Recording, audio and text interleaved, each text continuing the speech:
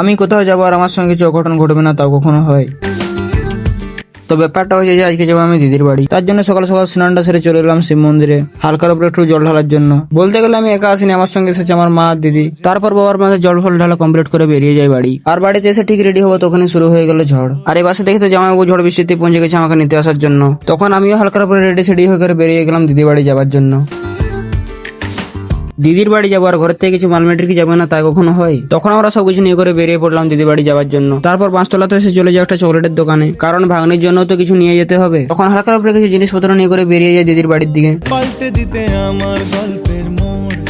তারপর ফাইনালি কিছুক্ষণ পরেই পৌঁছে যায় দিদির বাড়ি। আর এই যে চেয়ারের উপরে যে ছোট্ট মেয়েটা বসে আছে, এটাই হলো আমার ভাগ্নি। আর এই চেয়ারটা আজকে এনে দিলাম, কিরকম হয়েছে একটু সবাই কমেন্ট করে বলবে। তারপর বাড়িতে ব্যাগ ফ্যাগ রেখে করে হালকার উপরে জামাইবাবুর সঙ্গে বেরিয়ে গেলাম একটু ঘুরতে। আর ঘুরে এসে দেখে তো আমার ভাগ্নি বাসে রেগে ভূত। তখন আমিও হালকার উপরে একটু মেডিসিনটা দিয়ে দিলাম। আর ওকে গাইস, আজকের ভিডিওটা এই পর্যন্ত। যদি ভালো লেগে থাকে তাহলে একটা লাইক, কমেন্ট, শেয়ার, ফলোটা নিশ্চয়ই করে দিও।